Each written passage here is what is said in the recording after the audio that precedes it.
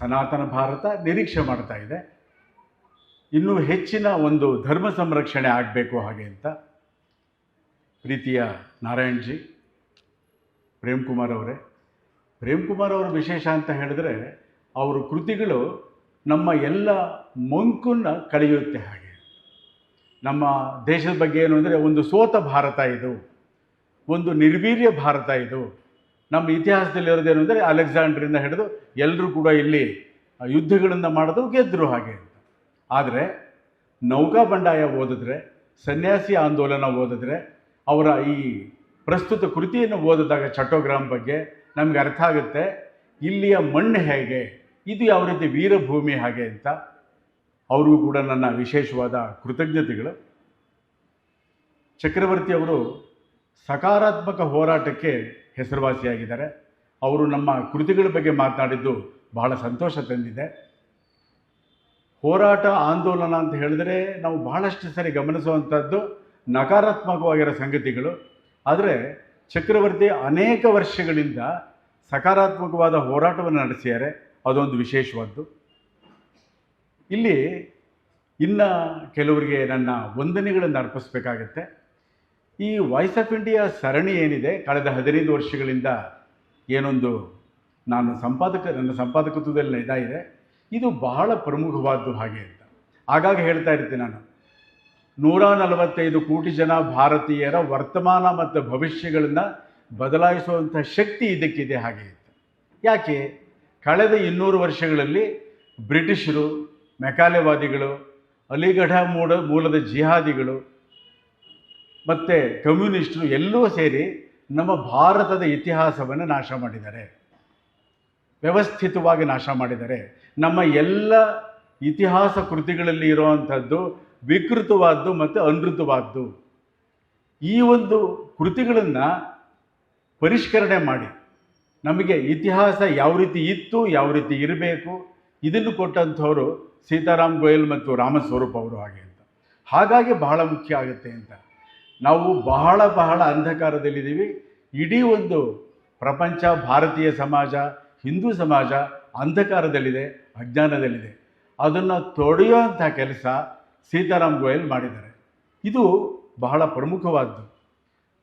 ನನಗೆ ಇನ್ನೊಂದು ವಿಶೇಷ ಅಂತ ಅನಿಸೋಂಥ ಇಲ್ಲಿ ಇದು ಒಂದು ರೀತಿ ಮಾತುಗಳಿಗಿಂತ ಹೆಚ್ಚಿಗೆ ಕೃತಜ್ಞತಾ ಸಮರ್ಪಣೆ ಆಗುತ್ತೆ. ವಿಶ್ವ ಹಿಂದೂ ಪರಿಷತ್ತಿನ ರಾಮಕೃಷ್ಣರಾವ್ ಆಗಲಿ ಮತ್ತು ರಿಟೈರ್ಡ್ ಪೊಲೀಸ್ DYSP ಸುಬ್ರಾಯರಾಗಲಿ ನಮಗೆ ಮತ್ತು ನನ್ನ ಥರದವ್ರಿಗೆ ತುಂಬ ಜನರಿಗೆ ಕನಿಷ್ಠ 30-40 ವರ್ಷಗಳಿಂದ ವಾಯ್ಸ್ ಆಫ್ ಇಂಡಿಯಾ ಸರಣಿಯ ಪುಸ್ತಕಗಳನ್ನು ಮತ್ತು ಆ ಒಂದು ಥರದಲ್ಲಿರೋ ಆ ಒಂದು ಪ್ರವರ್ಗದಲ್ಲಿರೋ ಅನೇಕ ಪ್ರಮುಖ ಪುಸ್ತಕಗಳನ್ನು ಕೊಟ್ಟಿದ್ದಾರೆ. ಬಹಳ ದೊಡ್ಡ ಕೆಲಸ ಅದು. ಹಾಗಾಗಿ ಸರಿಯಾಗಿ ದಾಖಲಾಗಬೇಕಾದ ಭಾರತದ ನಿಜ ಇತಿಹಾಸ, ಈ ಒಂದು ಸ್ವತಂತ್ರ ಕೃತಿ ಏನಿದೆ ಇದನ್ನು ಅವರಿಗೆ ಸಮರ್ಪಣೆ ಮಾಡಿದ್ದೀನಿ. ಅರ್ಥಪೂರ್ಣವಾದ ಸಮರ್ಪಣೆ, ಬಹಳ ದೊಡ್ಡ ಒಂದು ಕಾರ್ಯವನ್ನು ಅವರು ಮಾಡಿದ್ದಾರೆ. ಬಹುಪಾಲು ಜನ ಹೆಸರೇ ಕೇಳಿರೋದಿಲ್ಲ. ಆ ರೀತಿ ಒಂದು ಮಾಫಿಯಾದ ಒಂದು ಒಂದು ಒಂದು ಕುತಂತ್ರ ನಡೆಯಿತು 50, 60, 70, 80 ವರ್ಷಗಳಲ್ಲಿ. ಅಂಥ ಸೀತಾರಾಮ್ ಗೋಯಲ್ ಅವರನ್ನು ಅವರ ಪುಸ್ತಕಗಳಿಂದ ಪರಿಚಯ ಮಾಡಿಸಿದ್ಯವರು. ಇವರೂ ಕೂಡ ನನ್ನ ಕೃತಜ್ಞತೆಗಳು ಸಲ್ಲುತ್ತೆ. SR ರಾಮಸ್ವಾಮಿಗಳಿದ್ದಾರೆ.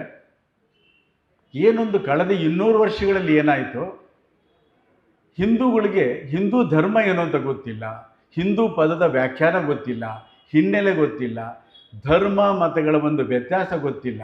ಆಗ ಒಂದು ಚಿಂತನೆ ಸಾಮಗ್ರಿ ಬೇಕಾಗತ್ತೆ, ಮೂಲ ಚಿಂತನೆ ನಡೀಬೇಕಾಗತ್ತೆ. ರಾಮಸ್ವಾಮಿ ಅವರ ಕೃತಿಗಳಲ್ಲಿ ನಮಗೆ ಬಹಳ ಮುಖ್ಯವಾಗಿ ಈ ಎಲ್ಲ ಚಿಂತನೆಗಳು ಕಾಣುತ್ತೆ, ಬಹಳ ಮುಖ್ಯವಾದ ಕಾಣುತ್ತೆ. ಒಂದು ವಾಕ್ಯವನ್ನು ಹೇಳ್ತೇನೆ ನೋಡಿ. ನಮ್ಮ ದೇಶದಲ್ಲಿ 10,000 ವರ್ಷಗಳ ಇತಿಹಾಸದಲ್ಲಿ ವಿದ್ವಾಂಸರು, ಚಿಂತಕರು ಬೇಕಾದಷ್ಟು ಇದ್ದಾರೆ. ಬಹಳ ದೊಡ್ಡ ಲೇಖಕರಿದ್ದಾರೆ, ಸಂತರಿದ್ದಾರೆ. ಆದರೆ ನಾವು ನಮ್ಮ ಪರಂಪರೆಯಲ್ಲಿ ಅರ್ಥ ಮಾಡ್ಕೊಳ್ಳದಲ್ಲೇ ಇರೋವಂಥ ವಿಷಯ ಏನು, ವ್ಯಾಪಾರಕ್ಕೋಸ್ಕರ ಬಂದಿರೋ ಬ್ರಿಟಿಷರು ನಮ್ಮ ದೇಶವನ್ನು ಆಳಬಹುದು, ಪೂರ್ತಿ ನಿಯಂತ್ರಣಕ್ಕೆ ತಗೋಬಹುದು ಅಂತ ಗೊತ್ತಾಗಲಿಲ್ಲ. ಈ ಥರದ ಅನೇಕ ಚಿಂತನೆಗಳನ್ನು ನಾವು ರಾಮಸ್ವಾಮಿ ಅವರ ಬರಹಗಳಲ್ಲಿ ನಾವು ಕಾಣಬಹುದು. ಬಾಬು ಕೃಷ್ಣಮೂರ್ತಿಯವರು, YK ರಾಘವೇಂದ್ರ ರಾವ್ ಅವರು, ನನ್ನ ಗುರುಗಳಾದ ಗುಂಡೂರಾವ್ ಎಲ್ಲ ಬಂದಿದ್ದಾರೆ. ಎಲ್ರಿಗೂ ಕೂಡ ನನ್ನ ಪ್ರಣಾಮಗಳನ್ನು ಸಲ್ಲಿಸ್ತೇನೆ. ಮುಖ್ಯವಾಗಿ ನನ್ನ ಒಂದು ಬರೆಯುವ ಕೋಣೆಯಲ್ಲಿ ಹೋವೆ ಶೇಷಾದ್ರಿಗಳ ಒಂದು ಚಿತ್ರ ಇದೆ. ಬಹಳ ದೊಡ್ಡ ಕಲಾವಿದ ವರ್ಮಾ ಅವರು ಬರೆದಿರೋ ಅಂಥದ್ದು. ನಿತ್ಯ ನಾನು ಬರವಣಿಗೆ ಪ್ರಾರಂಭ ಮಾಡಬೇಕಾದ್ರೆ ವಾಯ್ಸ್ ಆಫ್ ಇಂಡಿಯಾ ಸರಣಿಯ ಕೆಲಸವನ್ನು ಮಾಡಬೇಕಾದ್ರೆ ಶೇಷಾದ್ರಿಗಳನ್ನು ಸ್ಮರಿಸಿ ಕೆಲಸ ಮಾಡ್ತೀನಿ. ಅವರು ಬಹಳ ಅದ್ಭುತವಾದ ಒಂದು ಚಿಂತನೆಯನ್ನು ಕೊಟ್ಟಿದ್ದಾರೆ. ಸುಲಭ ಅಲ್ಲ ಅದು. ಯಾವ ರೀತಿ ಅಜ್ಞಾನ ಅಂತ ಹೇಳಿದ್ರೆ ನಮಗೇನೂ ಗೊತ್ತಿಲ್ಲ. ಎಷ್ಟು ಜನ ನೀವು ನಂಬರ್ ಹೇಳಿ 100 ಕೋಟಿ ಅಂತ ಹೇಳಿ 80 ಕೋಟಿ ಅಂತ ಹೇಳಿ, ಹಿಂದೂಗಳಿಗೆ ಏನೂ ಅಂದರೆ ಏನೂ ಗೊತ್ತಿಲ್ಲ. ಧರ್ಮ ಮತ್ತು ಮತದ ವ್ಯತ್ಯಾಸ ಗೊತ್ತಿಲ್ಲ. ಈ ರೀತಿ ಒಂದು ಅಂಧಕಾರವನ್ನು ಅಜ್ಞಾನವನ್ನು ಒಂದು ರೀತಿ ಹರಡೋ ಕೆಲಸ 100-200 ವರ್ಷಗಳಲ್ಲಾಗಿದೆ. 60 ವರ್ಷಗಳ ಹಿಂದೆಯೇ ಶೇಷಾದ್ರಿಗಳು ಆ ಕೆಲಸವನ್ನು ಮಾಡಿದ್ರು. ವೈಚಾರಿಕ ಚಿಂತನೆಗಳನ್ನು ಕೊಟ್ಟರು, ಅಂಕಣಗಳನ್ನು ಬರೆದರು, ಬಹಳ ಮುಖ್ಯವಾದ ಒಂದು ಬರಹಗಳನ್ನು ಕೊಟ್ಟರು ಕನ್ನಡದಲ್ಲಿ ಮತ್ತು ಇಂಗ್ಲೀಷಲ್ಲಿ. ಆಗ ನಮಗೆ ಅರ್ಥ ಆಯಿತು ಅವರಿಗೆ ಗೌರವ ಕೊಡುವಂಥ ಕೆಲಸ ಏನು ಅಂತ ಹೇಳಿದ್ರೆ, ಒಂದು ಶುದ್ಧವಾದ ಸರಿಯಾದ ಒಂದು ಸಾಹಿತ್ಯವನ್ನು ಕೊಡಬೇಕು, ಹಾಗೆ ಮೂಲಕ್ಕೆ ನಿಷ್ಠವಾಗಿರಬೇಕು, ಮತ್ತು ಎಲ್ಲೂ ಕೂಡ ಭಾಷಾ ದೋಷಗಳಿರಬಾರದು ಅಂತ. ಹೇಗೆ ಅಂತ ಹೇಳಿದ್ರೆ, ನಮ್ಮಲ್ಲಿ ಎಲ್ಲ ಧರ್ಮಗಳು ಸಮಾನ ಅಂತ ಹೇಳ್ತಾರೆ. ಧರ್ಮದ ಪದ ಗೊತ್ತಿಲ್ಲ. ನಮ್ಮ ಕಾನ್ಸ್ಟಿಟ್ಯೂಷನ್ ಸಂವಿಧಾನದಲ್ಲಿ ಕೂಡ ಧರ್ಮ ಮತ್ತು ರಿಲಿಜನ್ ಎರಡೂ ಕೂಡ ಒಂದೇ ಅನ್ನೋ ರೀತಿ ಹೇಳಲಾಗಿದೆ. ಈ ಎಲ್ಲದಕ್ಕೂ ಕೂಡ ಪರಿಹಾರ ಏನು ಅಂತ ಹೇಳಿದ್ರೆ, ಸರಿಯಾದ ಭಾಷೆ, ಸರಿಯಾದ ಒಂದು ಪದಗಳನ್ನು ಬಳಸಬೇಕು ಹಾಗೆ ಅಂತ. ಈ ಎಲ್ಲದಕ್ಕೂ ಕೂಡ ಸ್ಫೂರ್ತಿ, ಮಾರ್ಗದರ್ಶನ ಶೇಷಾದ್ರಿಗಳದ್ದು.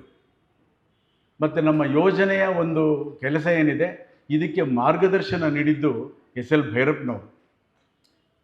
ಅವರ ಒಂದು ಪ್ರೇರಣೆಯಿಂದಲೇ ಈ ಒಂದು ಕೆಲಸ ನಡೀತಾ ಇದೆ. ಈಗ 6-7 ವರ್ಷಗಳ ಹಿಂದೆ ಅವರು ಹೇಳಿದ್ರು ನನ್ನ ಹೆಂಡತಿ ಮಾಲಾಗೆ, ಅವಳದು ಈಗಾಗಲೇ ಹಿಂದೂ ವೀರಗಾಥೆ ಬಂದಿದೆ ನೋಡಮ್ಮ, ಇದು ಬಹಳ ಪ್ರಮುಖವಾದ ಕೃತಿ, ಇದು ಕನ್ನಡಕ್ಕೆ ಬರಲಿ ಹಾಗೆ ಅಂತ. ಕೆಲಸ ಪ್ರಾರಂಭ ಮಾಡಿದ ಮೇಲೆ ಗೊತ್ತಾಯಿತು ಇದು ಬಹಳ ಬಹಳ ಗಂಭೀರವಾದ ಕೃತಿ, ಕ್ಲಿಷ್ಟವಾದ ಕೃತಿ ಅಂತ. ಮಾಲಾ ನನ್ನ ಎಲ್ಲ ಒಂದು ಯೋಜನೆಗಳಲ್ಲಿ ಮತ್ತು ನಮ್ಮ ವಾಯ್ಸ್ ಆಫ್ ಇಂಡಿಯಾ ಸರಣಿನಲ್ಲಿ ಪರಿಷ್ಕರಣೆಗೆ, ಎಡಿಟಿಂಗ್ಗೆ ಸಹಾಯ ಮಾಡಿದ್ರು ಕೂಡ ಈ ಒಂದು ಕೃತಿಯನ್ನು ತರಬೇಕು ಹಾಗೆ ಅಂತ ಅಂದ್ಬಿಟ್ಟು ಭೈರಪ್ಪನವ್ರು ಹೇಳಿದ್ದಕ್ಕೆ ಪ್ರಾರಂಭ ಮಾಡಿದ್ದು. ಬಹಳ ಕಷ್ಟ. ಈ ಕೃತಿಯನ್ನು ಏನೊಂದು ಹಿಂದೂ ದೇವಾಲಯಗಳು, ಇಸ್ಲಾಮಿ ವಿಧ್ವಂಸದ ಇತಿಹಾಸ ಏನಿದೆ